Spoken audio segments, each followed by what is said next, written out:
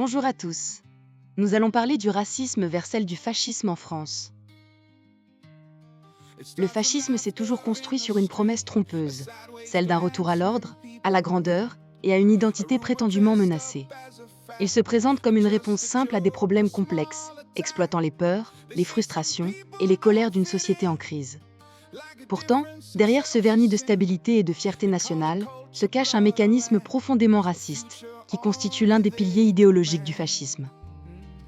Le racisme fasciste repose avant tout sur une vision hiérarchisée de l'humanité. Il nie l'égalité fondamentale entre les êtres humains et affirme, explicitement ou implicitement, que certains groupes seraient supérieurs aux autres. Cette hiérarchie peut être fondée sur la race, l'origine, la religion, la culture ou même la langue. Dans cette logique, l'autre n'est jamais simplement différent. Il est perçu comme une menace, un ennemi intérieur, un corps étranger qu'il faudrait contrôler, exclure ou éliminer pour préserver la pureté du groupe dominant. Ce racisme n'est pas toujours brutalement affiché. Il sait se rendre acceptable, se déguiser en discours de bon sens. Il se cache derrière des mots comme tradition, valeur, identité nationale ou sécurité. En réalité, ces notions servent souvent à tracer des frontières invisibles entre ceux qui seraient considérés comme de vrais membres de la nation et ceux qui ne le seraient jamais, quoi qu'ils fassent. Ainsi, même l'intégration, l'effort ou la loyauté ne suffisent pas. La différence est figée, essentialisée. Le fascisme utilise le racisme comme un outil de pouvoir. En désignant des boucs émissaires, il détourne l'attention des causes réelles des difficultés sociales et économiques, au lieu de remettre en cause les inégalités, l'exploitation ou l'accaparement des richesses. Il accuse des minorités d'être responsables du chômage, de l'insécurité ou du déclin culturel. Cette stratégie est redoutablement efficace. Elle canalise la colère vers les plus vulnérables et protège les véritables responsables des injustices. Historiquement, cette logique a conduit aux pires atrocités. Les régimes fascistes ont systématiquement transformé le racisme en politique d'État. Lois discriminatoires, propagande déshumanisante, violence institutionnelle, ségrégation, déportation et, dans les cas les plus extrêmes, génocide. Ces crimes ne sont pas des accidents de parcours, mais l'aboutissement logique d'une idéologie qui refuse l'humanité commune et justifie la violence au nom d'une prétendue survie collective. Il est important de comprendre que le fascisme ne s'attaque jamais uniquement aux minorités. En s'en prenant à elles, il attaque en réalité l'ensemble de la société. En normalisant la haine et l'exclusion, il affaiblit les libertés, détruit la solidarité et habitue les populations à l'injustice.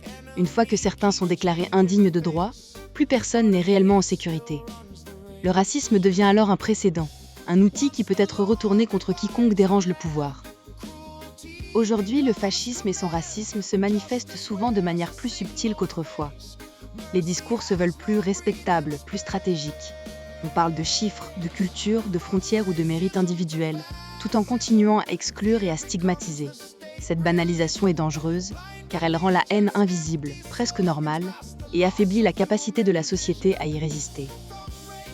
Dénoncer le racisme qui se cache derrière le fascisme, c'est refuser cette normalisation. C'est rappeler que la diversité humaine n'est ni une faiblesse ni une menace, mais une réalité et une richesse. C'est affirmer que la dignité, la liberté et l'égalité ne peuvent être divisées ou conditionnelles. Résister au fascisme, ce n'est pas seulement combattre une idéologie autoritaire, c'est défendre l'humanité commune, la solidarité et le droit de chacun à exister sans peur ni exclusion. La bascule du racisme vers le fascisme ne se fait presque jamais brutalement. Elle est progressive, souvent banalisée, et d'autant plus dangereuse qu'elle semble au départ normale ou socialement acceptable. Le racisme constitue l'un des terrains les plus fertiles sur lesquels le fascisme peut s'enraciner, car il prépare les esprits à l'exclusion, à la hiérarchisation des êtres humains et à la justification de la violence. Tout commence souvent par un racisme diffus, présenté comme une opinion, une inquiétude ou une réalité qu'on ne pourrait pas dire. Certains groupes sont désignés comme différents, problématiques ou incompatibles avec la société dominante. On parle d'eux comme d'un bloc homogène, sans individualité, en les réduisant à leur origine, leur couleur de peau, leur religion ou leur culture. Cette étape est cruciale. Elle transforme des personnes en catégories abstraites, plus faciles à stigmatiser. Peu à peu, ce racisme s'institutionnalise dans le discours public. Les préjugés deviennent des arguments politiques.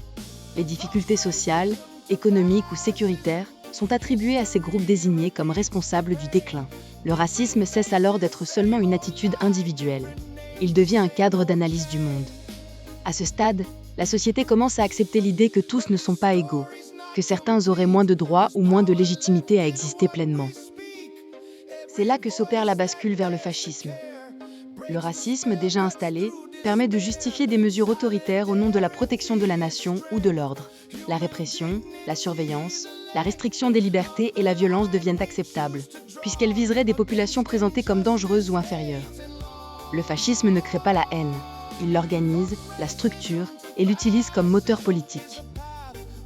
Dans cette logique, l'État ou les mouvements fascistes se donnent pour mission de purifier, de restaurer ou de défendre la société. Le racisme devient alors un pilier idéologique officiel. Les lois, les institutions et la propagande renforcent la séparation entre ceux qui appartiennent pleinement à la nation et ceux qui en sont exclus. L'ennemi n'est plus seulement socialement rejeté, il est déshumanisé. Cette bascule est d'autant plus efficace qu'elle s'accompagne d'un discours de force et de simplicité. Le fascisme promet des solutions rapides, une autorité forte, une identité claire. En réalité, il repose sur la peur, la soumission et la destruction de toute solidarité. Une fois le racisme normalisé, il devient facile d'étendre la logique d'exclusion à d'autres groupes, opposants politiques, intellectuels, journalistes, minorités nouvelles. Le fascisme finit toujours par se retourner contre la société entière.